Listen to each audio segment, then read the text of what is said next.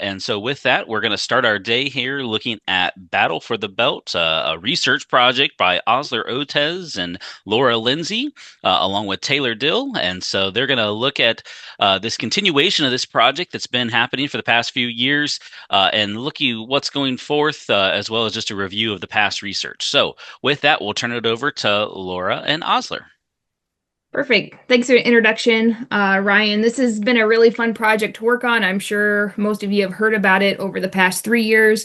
This is a project we started in 2023 and then wrapped up with the final growing season in 2025. So this is the first look at all of the results combined. So we're both really excited to be here today to talk about this research. So before I jump in, I just wanted to mention the most important management practice that maximizes both corn and soybean yield. Usually in person, I ask people, what is this? But it's harder on a webinar, so I'll just tell you. It's planting date. And so for both corn and soybean, there can be pretty significant losses in yield when we start delaying planting beyond the end of April. For corn, the literature states about 2 bushels per acre per day for each day planted after the end of April. For soybean, it's about a half bushel per acre per day for each day planted after the end of April. So both crops see reductions in yield as we delay planting. And so when I talk about soybeans, I talk about the importance of planting date a lot. Osler, we're on the same programs frequently. He says the exact same thing. Corn planting date is really, really important. And so then farmers always ask us which crop should they prioritize in the spring, especially if they only have one planter.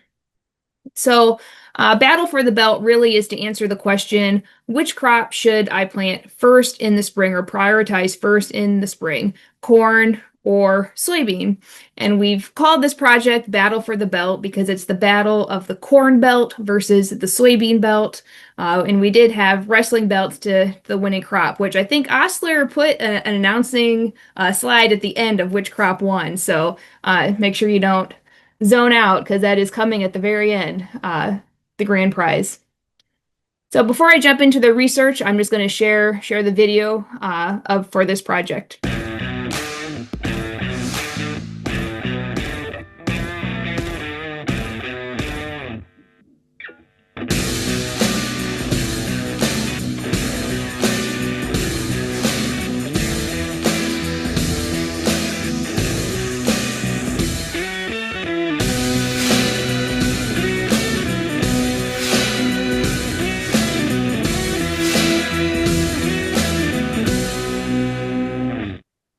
Were you guys able to see that?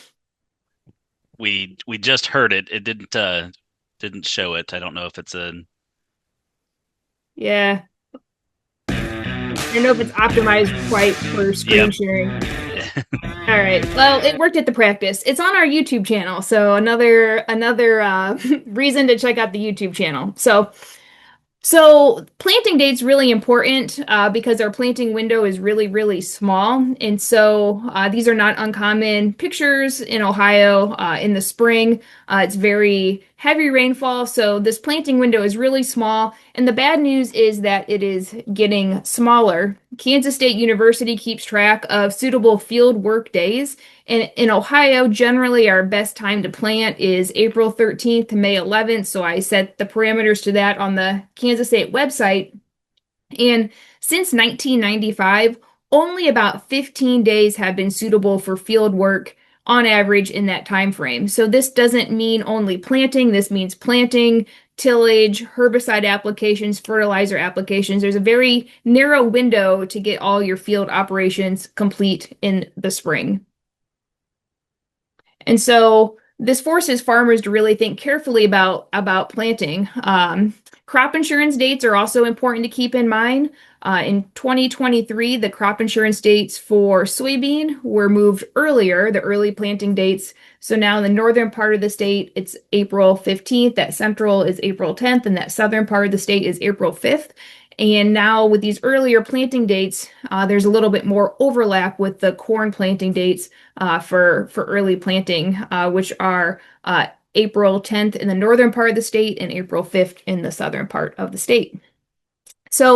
This research really is to address what crop should we plant first, corn or soybean, but we can also answer a lot of other questions along the way. Which crop has the smallest yield penalty for delayed planting? How do we adjust our management practices as planting is delayed? We don't want to delay planting, but weather sometimes gets in the way. And then when you change your planting date, you affect what those crops see throughout the growing season. So we can look at interactions with insects, diseases, weeds, and a lot of other factors. So a very large project with a lot of data. So I'll turn it over to Osler to talk a little bit about how we did this research. Excellent.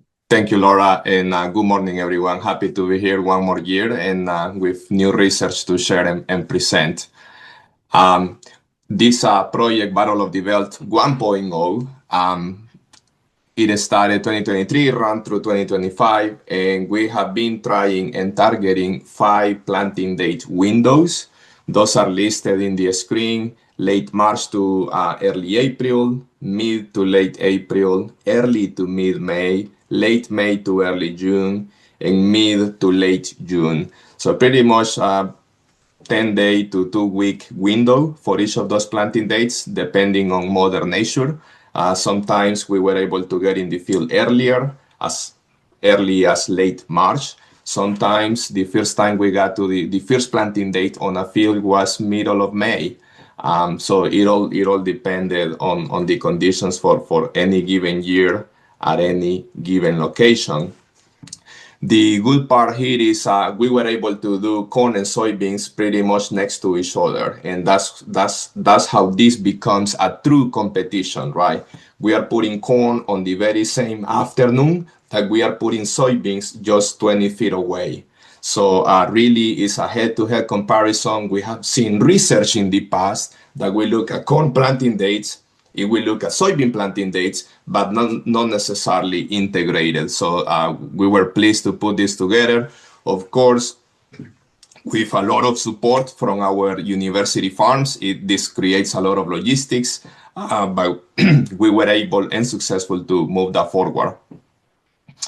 In addition to planting dates, some of the management adjustments that we should be looking or that we can consider as we think about Ohio and the recommendations that we have in our agronomy guide. On the soybean side, if you are moving from earlier to later plantings, seeding rate is the recommended adjustment. You might look at lower seeding rate, higher seeding rate, depending on the planting date. On the other hand, when it comes to corn, we don't look at seeding rate adjustments regarding planting dates. Rather, we look at relative maturity adjustments. So for this experiment, in addition to the 5 planting dates, we also had 4 seeding rates on soybeans, as low as 100,000 seeds per acre and as high as 210,000 seeds to the acre. In the case of corn, we looked at relative maturities from 100-day corn up to 115-day corn. Research locations. We did this work at the agronomic farms, research farms at Ohio State University, Western Station in Clark County, Northwest Station in Wood County, and the Northeast Station in Wayne County, or the Worcester campus, which is where I am located. I guess I will turn it over back to Laura. She will share some of the exciting results that we have from these 3 years. Sure. So we'll kick it off in Northwest Ohio. And so for this data, we were presenting results from each location separately. The 3 locations in Ohio behave differently. So this is across 3 years, so 23, 24, and 25 together, but only for our Wood County or Northwest location here. And so as a reminder, for soybean, we had those 4 seeding rates, which are the different colors on this graph. Really not a whole lot of differences in seeding rate until we get to those later planting dates. And that's where we see lower yields with 100,000 seeds per acre, and then higher yields with a higher seeding rate, which follows our agronomic recommendations. This vertical line here is the crop insurance date. So for this location, it's April 15th. So we were only able to get two planting dates prior to that crop insurance date. And the really big limiting factor for planting is soil moisture. So we planted regardless of the soil temperature, but soil moisture has a lot of limitations, especially up in Northwest Ohio where there's heavy clay soils and it's very poorly drained. So with all 3 years of this data, I was able to calculate the date that gives us the yield, optimum yield, highest yield across those 3 years. And so when we have the 140,000 seeding rate, our yield was optimized on April 30th. On average, across those 3 years, the yield was 68 bushels per acre, which is pretty darn good considering there were very dry conditions in 2024 and also in 2025. Looking at a range of planting dates, so this is just 5 bushels less, so 63 to 68 bushels per acre. We achieved those with planting dates ranging from April 8th to May 22nd. When you plant early, one thing we've seen is plants grow very slowly. So this is our first year in 2023. We were able to plant on April 12th up in that Northwest location, April 14th in Worcester, and then April 13th in Clark County. Saw pretty similar planting dates across those three locations. 7 days after planting, we could see the roots coming out of both the soybean and corn seed. 4 weeks after planting, though, they're up, but moving a little slow. Usually that cool weather doesn't have those plants moving real quickly, so you can see them 4 weeks after planting. And then 5 weeks after planting, we can still see they're fairly small at our two northern locations, but Clark County, which is just a little bit further south, has a lot more growing degree days, and so those crops, when they're planted earlier or even the same time as those northern locations, they'll tend to grow and develop much more quickly than those northern locations. So I'll let Osler talk about some of the corn in Northwest Ohio. Wonderful. So this is that Northwest location. We are looking at the same planting dates on the x-axis, late March all the way through almost late June. And the different lines with the different shapes are indicating the different relative maturities. The line in the bottom here is the 100-day hybrid corn. And what you see on the top is either 107-day hybrid or 115-day hybrid. Those are the best two that we got across the 3 years of this project. We have a grain yield in bushels per acre on the y-axis. So as you can see here, we were yielding anywhere between 70 bushels to the acre. This is corn, 70 bushels to the acre, all the way up to close to 190, let's say 190 bushels on the best case scenario at the Northwest location.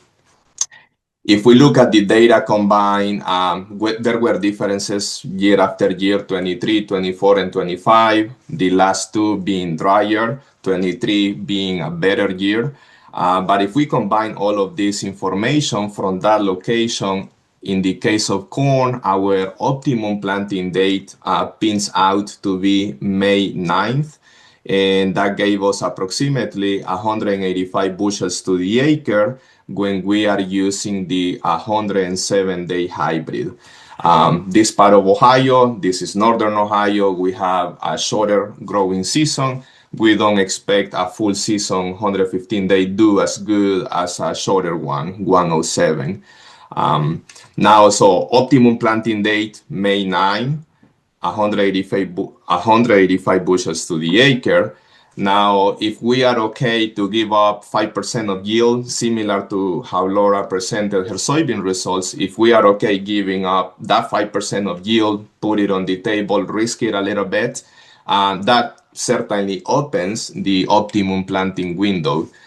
In the case of Northwest Ohio, it gives us something like April 22 to May 26. That's a full month. In that full month, we will only be losing 5% of yield based on the results using our best hybrid 107. So 5% yield means we are no longer doing 185 bushels, rather we might be looking more of a 176.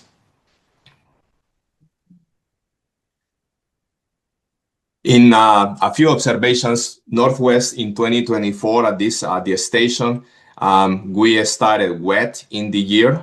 I believe that we took us some time to get planting going because of the wet conditions that spring. And then unfortunately, later that year, it turned out dry.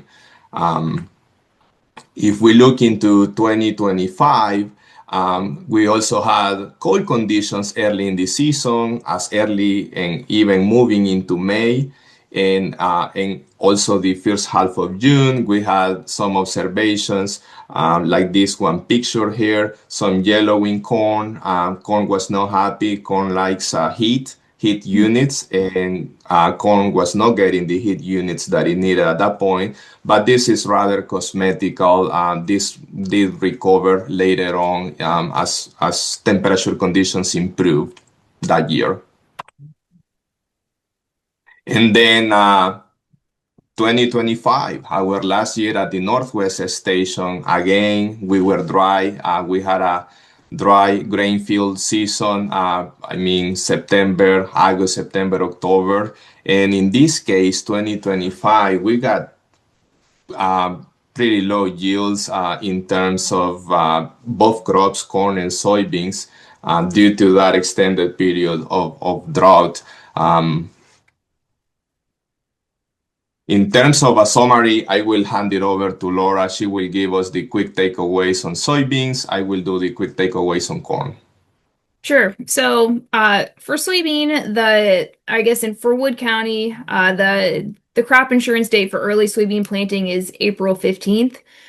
For that location, I feel pretty comfortable planting at that date or shortly after if soil moisture allows. And so the biggest limitation we've seen at this station is soil moisture. In the second year of the study, as Osler mentioned, in 2024, our early planting date was the middle of May. And that's because it was wet. And so there's some challenges up there.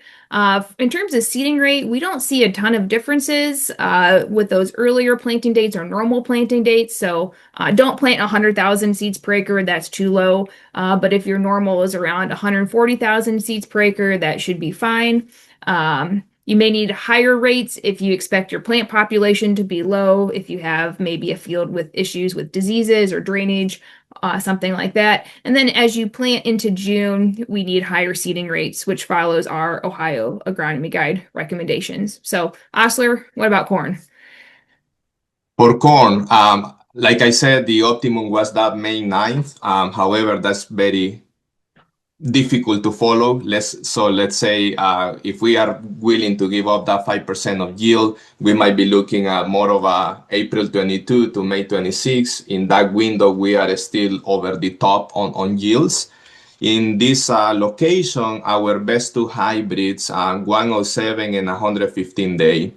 Again, these two hybrids being the best is counting the assumption that we are planting between April 20th and May 26th, no later than that or no earlier than that either.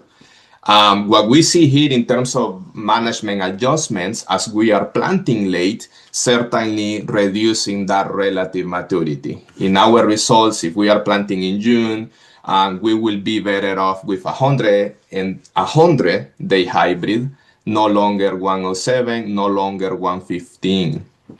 And this is pretty much a function of we are in Northern Ohio, there is limited growing degree day accumulation. There is less or fewer heat units that we are going to accumulate in this season.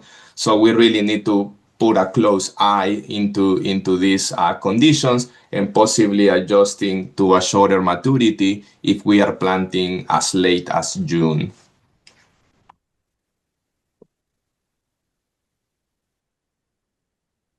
back to Laura with results at the Northeast Station Worcester campus.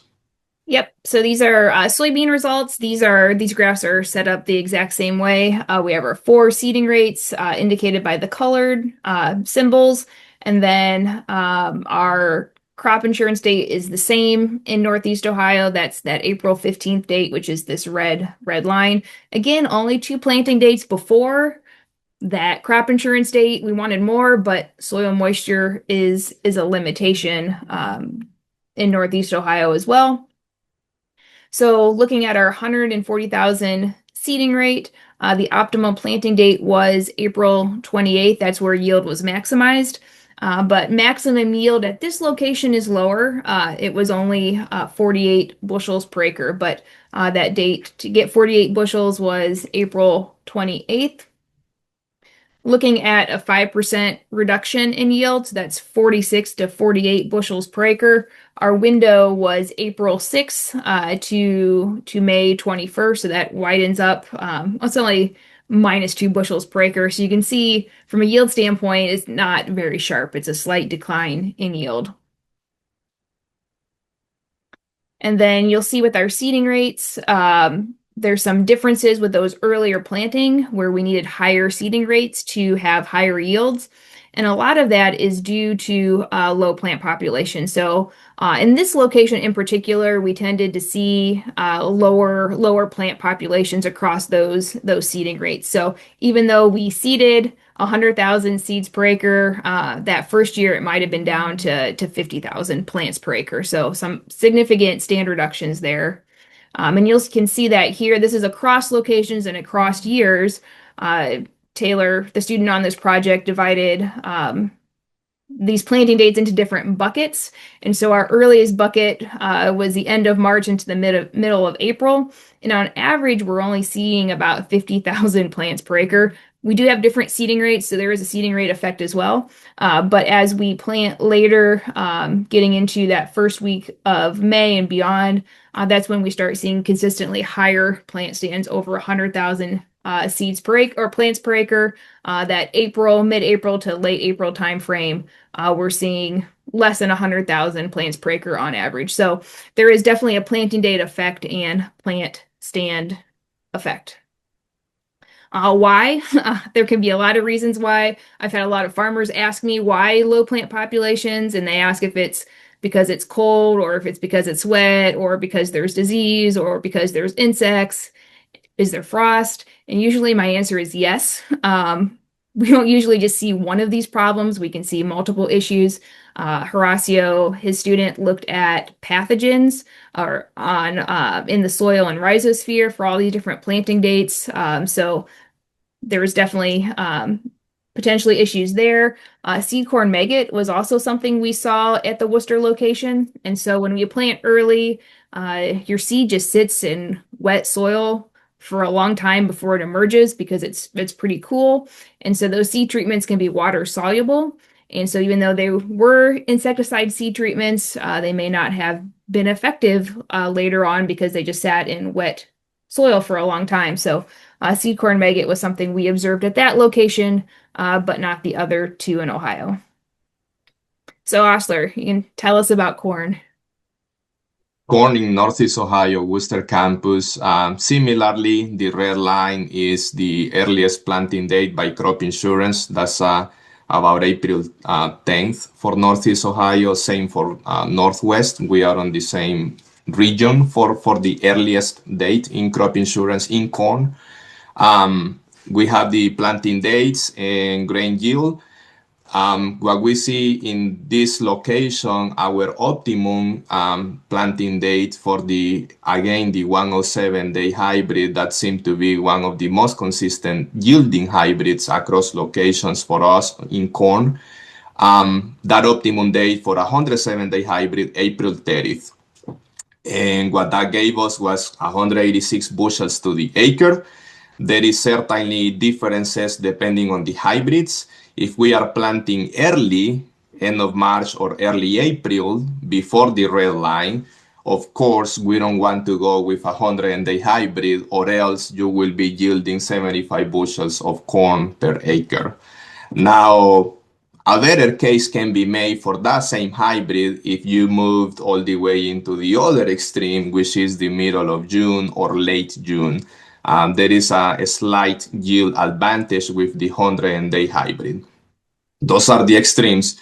When we look at the optimum, April 30th, 107-day hybrid gave us maximum yield results.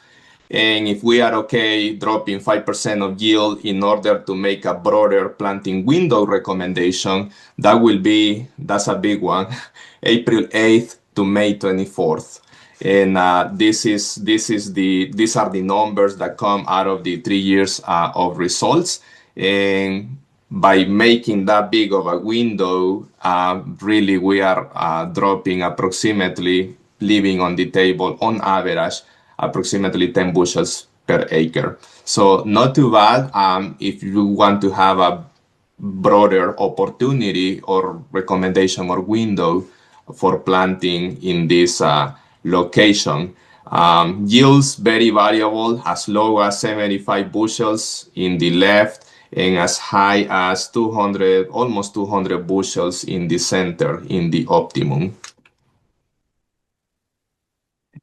For this location, we didn't have a whole lot of stressors in the corn. On the corn side, we had pretty decent yields, as you could see on the previous slides, consistently 150, 175 to 200 bushel corn.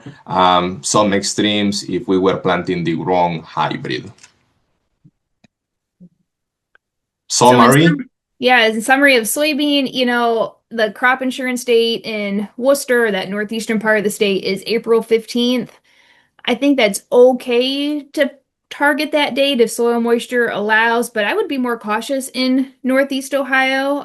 There seem to be lower plant populations and maybe more issues up there. So I think Northwest Ohio is a little bit safer to stick to that crop insurance date. In Northeast Ohio, it's probably okay, but a little bit later would be fine as well. Just be more cautious up there.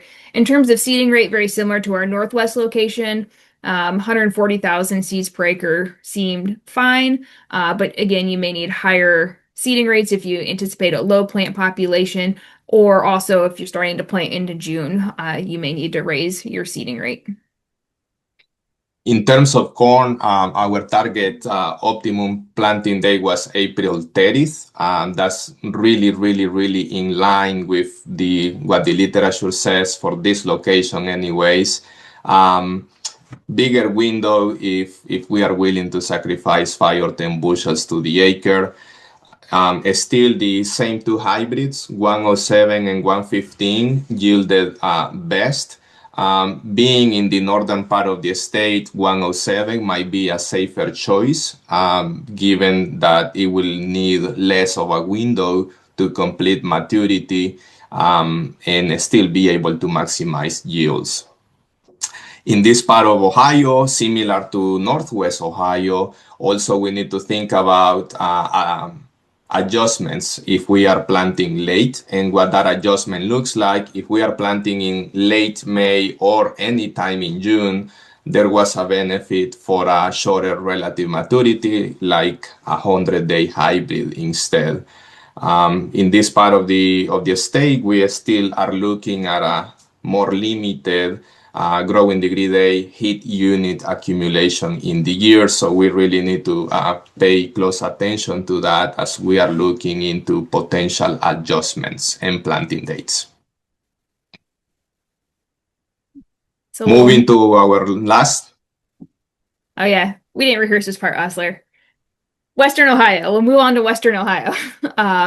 So Western Ohio, this location is just west of Columbus off of I-70. So same setup for the graph as before. The crop insurance date here is earlier though for soybeans. It's April 10th, so that line has shifted a little bit.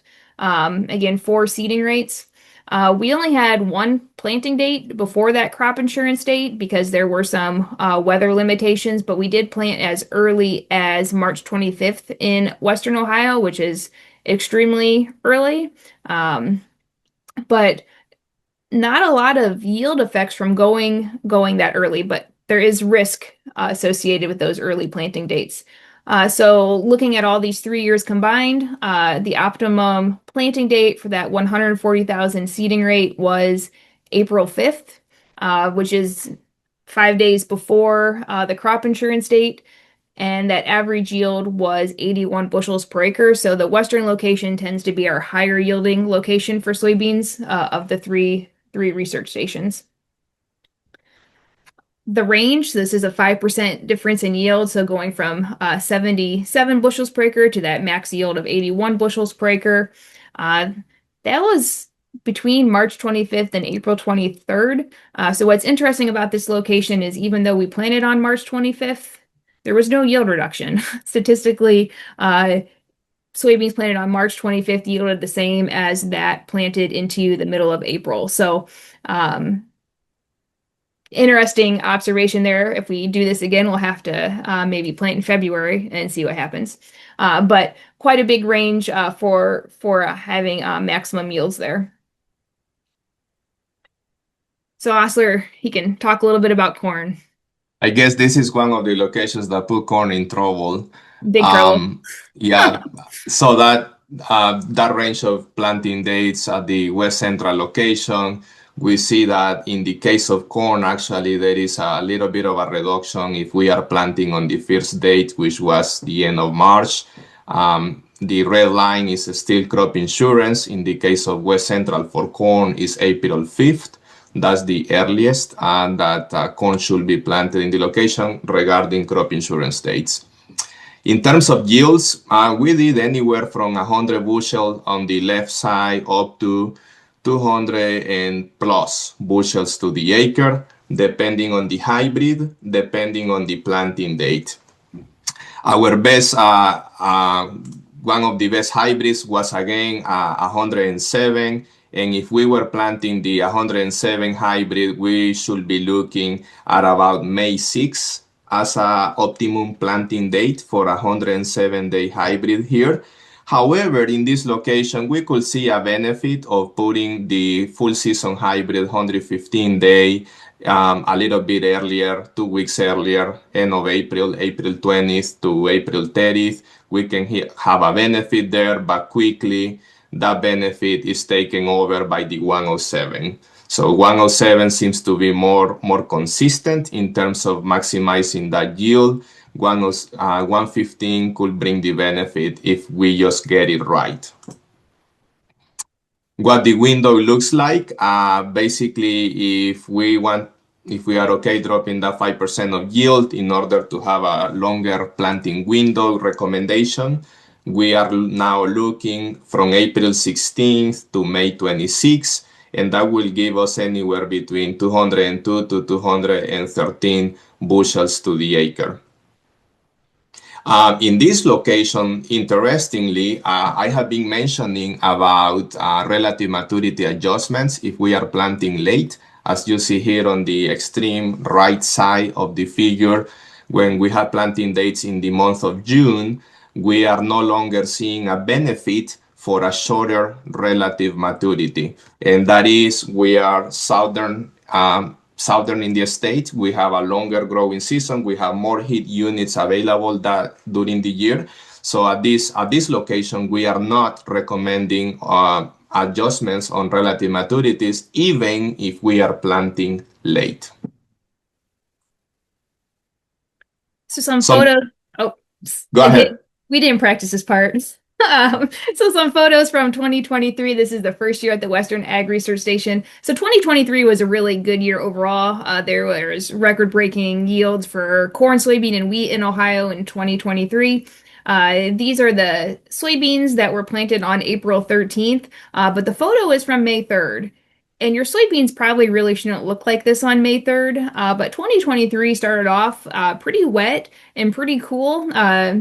This day I was in the field. I didn't really walk too much because it was extremely muddy and it was about 40 some degrees, spitting snow, rain mix, really, really unpleasant. So not great looking early on, but on average, those April 13th soybeans yielded 91 bushels per acre. So that shows that when these conditions are not great early on and your soybeans are a little ugly, they can still have really good yield potential. And again, 2023 was a good growing season overall. So that could have been very different in 24 or 25 where we had drier conditions. But that first year, 91 bushels per acre on average for that April 13th planting date. So 2023 started off with that cool, wet conditions, and then it pivoted really, really dry. So this photo is from June 7th, and you can see our April 13th beans are happily growing. But the ones planted on May 11th were planted into really, really dry conditions. So those ones didn't look great either. But statistically, these yielded the same. So on average, those April 13th beans were 90 some bushels per acre. These were a little bit lower yielding, but statistically the same. It was 80 some bushels per acre. So even though it was really wet and then pivoted really dry, from a yield standpoint for soybeans, it was the same. But corn, corn is a little different, Osler. So you can tell us about corn. All right. So what we see on the corn side, actually in corn, there was a clear planting day difference that same year, 2023. At the same time that soybeans were yielding consistently, being early or May. In the case of corn, what you see here in the figure is anything that was planted in April or even early May that yielded lower.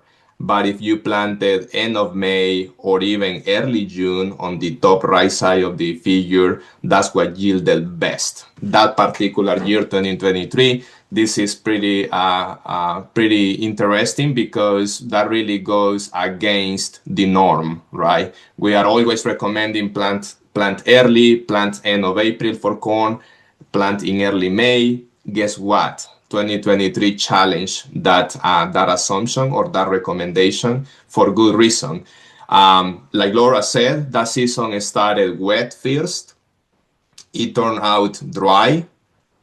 That corn didn't like it. There was not good root development in corn. And then we ended up with what you have in the picture there, floppy corn. Floppy corn is basically the lack of a robust root system that will help anchor those plants into the field.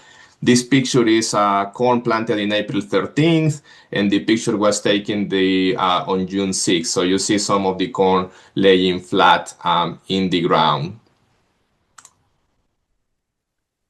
There was also a freeze event the next year. So this is 2024. 2024 is when we had that really early planting date on March 25th. But there was a freeze event the end of April, April 21st, April 22nd. 2024 was fairly warm in March, April, and May. So we planted those soybeans early and they came up. And then there was a freeze event. Aaron Wilson reminds me this is not a late freeze. This is a normal freeze because we can have freezes going into May. But it was about 28 to 30 degrees Fahrenheit for about 5 hours. And we did see soybean plants damaged and also died. So we had some low plant populations on the soybean side. And you can see that from our drone flight. This is July 1st. The red boxes here, these are the March 25th planted soybeans. And you can see that there's a lot of gaps here. It's not an even stand. But on average, those yielded 74 bushels per acre, which is very good considering 2024 pivoted to be extremely dry at this county. I think eventually it made it to a D4 drought, so very dry, but still 74 bushels per acre. Our middle three planting dates ranged from April 16th to May 24th. Those yielded on average 63 to 73 bushels per acre, statistically the same as those March 25th beans. But what you notice here is that stand is much more even compared to those early planting dates. And then our last planting date was June 17th. You can't see the plants yet on July 1st from the drone images, but those yielded 53 bushels per acre. So that's a 20 bushel loss going from March 25th to June 17th. From a plant population standpoint, those early ones on March 25th had an average plant stand of 50,000 plants per acre, which is very, very low. And probably a lot of that was due to that freeze event I already talked about. For our middle three planting dates, we had a stand of about 100,000 plants per acre, which is what most people would target. And then we plant later in June, we had over 120,000 plants per acre. So there's definitely a trade-off with having a perfect stand versus an earlier planting date. If you plant earlier, you're going to have fewer plants, but fewer plants is better than planting on June 17th. So corn was also affected by the freeze, so I'll let Osler tell you about that. This is the same event that Laura was showing on the soybean side. There was some damage to the above ground part of the plant. This is corn, probably B2 stage, I will say. Dead tissue in the top, but guess what? If we ask the question, will it recover? Keep in mind that the growing point at the B2, B3 stage is still below ground. So corn has that protection, growing point below ground. We came back to those plots, and this is what it looked like later on. So there was good recovery. We didn't get 50% knockdown on plant population like soybeans did, and really different dynamic here for corn. So in West Central Ohio, at this western location, the crop insurance date is April 10th, so it's about 5 days earlier compared to that northern part of the state. I think that date is a good date to target. You could probably go a little bit earlier, but there are crop insurance considerations as well, and there's risk. There is a very real risk of freeze damage, and we were able to have fairly high yields, even though we had 50,000 plants per acre, but we had to really be on top of weed management. So when you have those low plant population, weeds can be a really, really big problem. And I even had a graduate student hoe some of the weeds out because we wanted to remove that as a factor. So as a farmer, that 50,000 plants per acre is very risky in terms of other issues like weed control. So probably targeting that April 10th timeframe would be less risky than those end of March planting dates. Again, I think that 140,000 seeds per acre should be fine under most circumstances to maximize yield. You may need a higher rate if you expect your plant population to be low, or also planting into June. So, Osler, what about corn? On the corn side, we ended up with a May 6 optimum planting date, but keep in mind that there was a big range. 2 years earlier, corn did well. One of the years, 2023, early corn didn't do well. So we end up with our optimum range for 95% of the yield potential between April 16th and May 26th. That's a big window there. In terms of hybrids, 107 is still a safe option, but if we were planting early, 115-day corn will have done better. There was probably a few bushels extras that you could gain by pushing the 115-day corn on the early planting side. If you are doing May planting, June plantings, of course you want to pivot back to 107 just to be on the safe side. In this case, we saw no benefit in this location, no benefit to 100-day corn as we did in Northwest and Northeast. And again, that is a reflection of the longer growing season that we have in the southern part of the state, more heat unit accumulation available over the year. We have a longer growing season, and part of our duty is to try to maximize it, right? We don't want to put 100-day or 105-day if we can perfectly fine grow 107 or 115 and still top off our yields.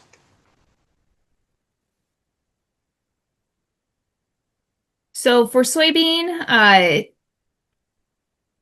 I think for the two crops, if you're going to plant earlier, where maybe conditions are a little riskier, or later because you were rained out, soybean tends to be the crop that's the most plastic and most resilient to those conditions.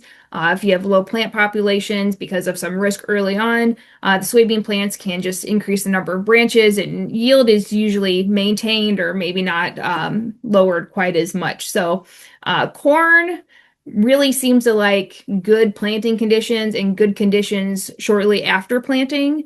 So if the conditions are not ideal in terms of soil moisture or soil temperature or maybe bad weather predicted after planting, corn's not going to like that as much. Soybeans doesn't like it either, but they have mechanisms to compensate much better than what corn has. And so as you delay planting though, those soybean yield losses are a little bit more gradual. We can see a steeper yield loss as corn goes into June planting under most circumstances, not all of them, but mostly. And I did not add this. Osler added this. So this is coming from the corn agronomist. I think he's implying that soybean wins. But soybeans just can take a lot more stress early on. If you plant earlier, there's going to be more stress, whether it's freezing, wet, cold. Soybeans just have a mechanism to compensate that for those conditions much more than corn. Is there anything you want to add to that conclusion, Osler, other than I will soybeans? I will just say corn seems to be more finicky and I cannot help it, right? It's what it is.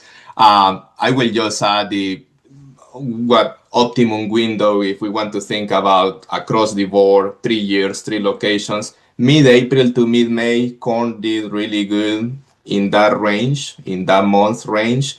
If needed to go earlier, soybeans will do better. If needed to go later, soybeans could do better, or I guess will be more advantages to this system.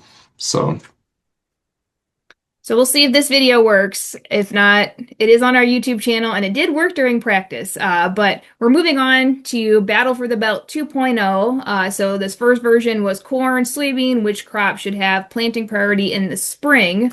But what we noticed, especially on the soybean side, when you plant early, your plant populations go down quite a bit. And so that really got Oscar and I both thinking about replant recommendations for corn and soybean. For soybean in Ohio, I've never done a replant study. We have recommendations from other states, but nothing here in Ohio, recently at least. And on corn, the replant recommendations in the Ohio Agronomy Guide are from Illinois, from 30, 35 years ago, not Ohio. So we really need to look at replant recommendations for both corn and soybeans. So Battle for the Belt 2.0 is going to be very similar, where we have corn and soybean side by side, different planting dates, different seeding rates for both crops this time, and to really try to key in on those replant recommendations. So we do have a promo video for this as well. We'll see if this one plays.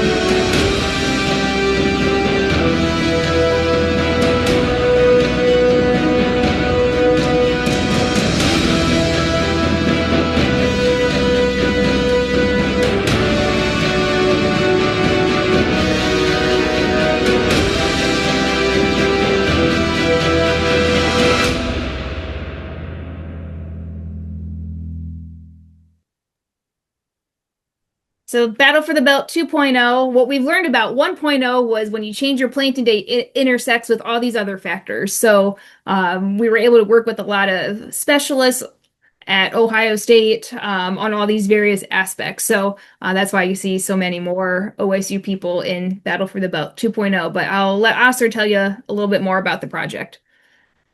Excellent. Battle for the Belt 2.0 follow up to the first experiment or the first project. Again, we finished field activities on that one in 2025, and right on we overlapped with a transition to the new project in that same year. So we completed already one field season of this new project, and we are looking forward for a second and final season this 2026. I will just add back here one of the, well, this is applicable to both projects. Which crops should be planted first, as well as replant decision thresholds. Economics, that's why you see Eric Ricker there in the picture. The economics of planting day decisions should be top in the list. Economic implications of replanting decisions should also be on top of the list. So moving forward, we need to keep that in mind. We already started running some economical analysis, but we are not necessarily presenting it today. We will present that in the future. So what we learned from the first iteration of Battle of the Belt, yes, we can plant early, we can have successes, but at the same time, there are a lot of challenges that come with planting early. Planting early, that could be March, April, May. What are some of those issues, or what issues did we see over the past 3 years? We can have saturated soils, we can have flooded soils, we can have surface crusting, we can have insect damage into those seedlings, we can have slugs, we can have cold damage, freeze damage, and any sorts of diseases, weed pressure, etc. So there is a lot that can happen to an early planted crop. So there is a higher level of risk. And really what all of this creates is a lower plant stand. And the question next is, how low is too low of a plant population on soybeans, and how low is too low of a plant population in corn? Do I let it go, or do I consider a replant scenario? And that's really what we are trying to get to with this new project. Laura mentioned replant decisions recommendation thresholds.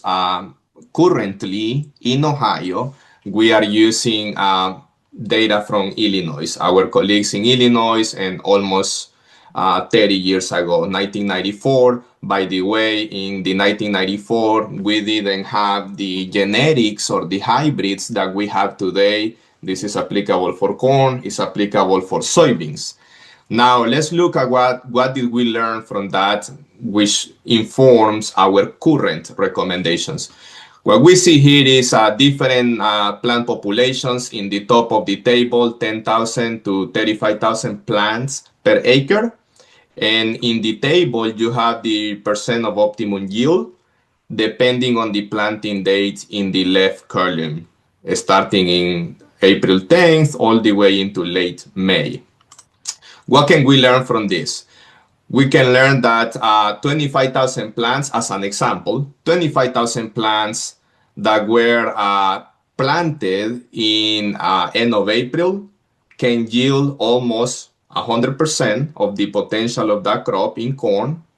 And if you come back a couple of weeks later, May 19th, you increase 10,000 plants, you go to 35,000. You are losing already 10% of yield. Even though you are improving your plant population by quite a bit, you are losing 10% of your yield, or even worse, if you wait into the end of May for a replant decision, you might be only looking at 80% of the yield potential. So you are losing 20% of yield in that case, which is a reminder that replant decisions must be reliant on plant populations as well as the planting date. Whenever we are coming with a replant scenario, with a replant decision, we are already losing that much of the growing season. It could be 1 week, it could be 3 weeks, and the more, the worse.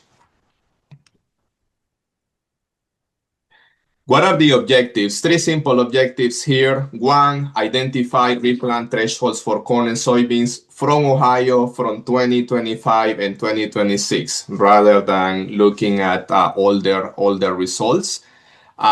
Second, develop a decision support tool like an Excel spreadsheet that will help us to plug in some numbers and some scenarios of replanting decisions based on planting date, based on plant population, and also to incorporate some economics into that. And the last objective is extension programming, which is what we are already doing with either weekly or bi-weekly research updates as these projects unfold in the year.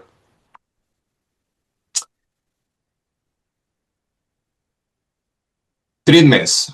We have 5 planting day windows, very similar to the first project. Ultra early, normal, late, and very late. Starting as early in the end of March and as late June. That's the whole range of planting dates that we are looking at. And in this experiment, we have 5 seeding rates for corn and 5 seeding rates for soybeans. What you see in bold there is kind of the current recommendation as far as a seeding rate for Ohio, 34,000 seeds per acre in corn, 120 to 160 somewhere in the middle for soybeans. And go ahead, Laura. Yeah, so some preliminary data from Northwest Ohio. Again, we had 3 locations. I'm showing only 1 out of the 3. Oscar and I will have much more comprehensive information next year at this time. But what you're looking at here, these 5 different colored lines represent our 5 planting dates. So last year in Northwest Ohio, soybeans were planted as early as March 27th, which is extremely early, and then as late as June 24th. And so instead of seeding right here at the horizontal axis, we're looking at plant population at V2 because you should be assessing your plant stand before making replant recommendations. So what we were able to do is calculate this joint point. And the joint point means more plants do not give you more yield. And so what we're seeing with that March 27th planting date, if we had over 41,000 plants per acre, we did not have more yield. That was the point where it plateaued. But yield plateaued at about 55 bushels per acre. Our best planting date was April 17th. This is that orange line up here. The joint point there was 75,000 plants per acre. So again, if we have more than 75,000 plants, our yield plateaued. It stayed the same, and that plateau was at about 60 bushels per acre, and this was the highest yield. The third planting date, May 12th, which still should be a pretty good time to plant soybeans, that joint point was 58,000 plants per acre, so more, did not give us more yield. But that plateau was 50 bushels per acre. And so what's interesting to me is the ideal was April 17th, which is consistent with our crop insurance guidelines, but it was better to plant on March 27th than May 12th. This is a dry year. 2025, especially in Northwest Ohio, was very, very dry. So there could be an effect of that weather as well. But this is kind of gives me an idea of what we'll be doing with these replant recommendations. As we get into May and June, later in May and later in June, we needed more plants per acre to maximize yield, so 102,000 to 133,000 plants per acre going into June 24th. But our maximum yield, or where that yield plateaus, was only 49, 46 bushels per acre, so lower yielding, and you need more plants. So very similar. Osler did this for corn. He picked the western location. I picked northwest because it was the easiest to describe, but for him, this is the western location. In terms of soybeans, Northwest had a cleaner data set for last year on this experiment. In terms of corn, Western had a cleaner data set for corn. Actually, our other 2 research locations, 2025 being a very dry year, we had yields that are pretty much extremely low. This is the location that gave us an adequate range at this point. We will see what we will do with those data sets moving forward. We will, of course, use them, but we need to do a little bit of extra work there. Western location corn yields. What you see on the horizontal x-axis, number of plants per acre that we counted at the B4, B6 stage in corn, 4 to 6 developed leaves.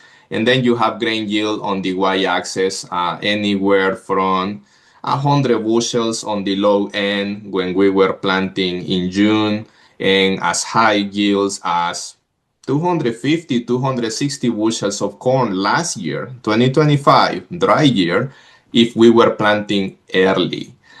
So really our best yields came from the orange line, which is May 12th. And similarly to the analogy that Laura was doing on the soybean side, if we were planting soybeans on May 12th, corn did not benefit from more plants than 27,000 per acre. 27,000 plants is not necessarily a very high plant population. If you are putting 34,000 seeds to the acre, you will hope to see 33, 32,000 plants. In this case, we are proposing, or we are seeing that really all you needed for that May 12th to maximize yield was 27,000 plants, period. So that's pretty much what we are seeing here. Similar response on the May 27th on the green line, similar response on the blue squares, the third line. But again, maximizing yield May 12th in this location with only 27,000 plants. Planting dates 4 and 5, those two were in June. Really, we were looking at lower yields. And this was likely or heavily impacted by the drought that we had at this location specifically. It ran from early September to mid-October, which is when the crop, the later planting dates would have been pollinating and grain filling at that location. So really didn't like it. This work needs refinement. This is just a preliminary view of what we have achieved so far. We will be looking at more side years this season, 2026, continue looking into plant populations, and we hope to get to revise decision thresholds for replant decisions in corn and soybeans in Ohio. If you are interested to keep up with this new project, we have research updates available online. This year we are planning to pivot into a bi-weekly basis. We have our corn newsletter articles are also going to be out there. We have the Ohio State Extension Agronomy YouTube channel. All of our videos will be posted there. And if you are interested, you can also follow us in social media. Laura and myself, we try to put some of the updates as they come available during the growing season. We are thankful to our sponsors, Wide Range Extension and Research. This involves the two elements. They are listed here, our state commodity boards, as well as USDA NIFA and college internal support as well. As you can see, it's a lot of work, a lot of people, a lot of resources are needed in order to be able to get to this point. We are also thankful to our farm managers. I think I saw Lynn earlier in the seminar today. We have Joe Dowling also and Matt at Northwest. We also have several students that have helped and contributed to this project, several staff members in our teams that have contributed to the project. We are grateful for all of the support, which makes this work possible. And I guess that takes us to the end of our presentation. And I will leave us by asking a quick 2 or 3 or 5 minutes of support from each of you attending this webinar.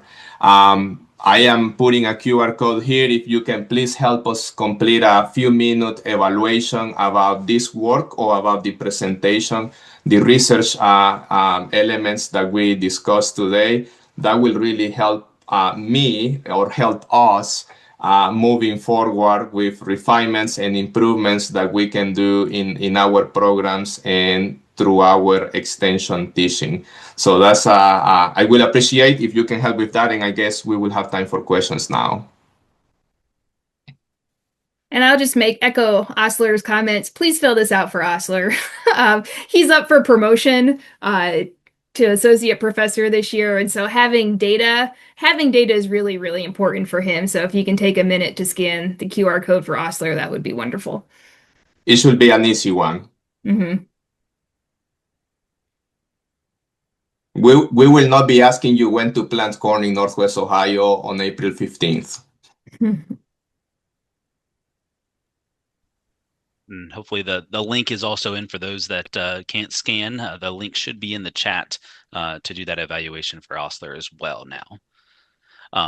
Laura and Osler, I don't see any questions in the Q&A. We do encourage folks, if you do have questions anytime throughout the day, to utilize the Q&A function. You see it at the bottom of your screen in your Zoom meeting. And so that's how we can ask questions of our panelists as they present, and they'll have time after each presentation to answer those questions. But I don't see any in there. Laura and Osler, the plan for Battle of the Belt 2.0, those updates will include videos again, just like you did for Battle of the Belt in the core newsletter, videos and great articles that'll come out weekly and biweekly. Yep, that's the plan. It'll be new students because our PhD student Taylor Dill is graduating, and she is moving on, which is wonderful for her to graduate and start a real job. So we'll have new students, but we should still have videos every other week. Awesome. Great. So everybody can look forward to those. And the link is in the chat as well to sign up and see the articles of the Corn newsletter. That is a weekly email that gets sent out during the growing season and bi-weekly during the off season.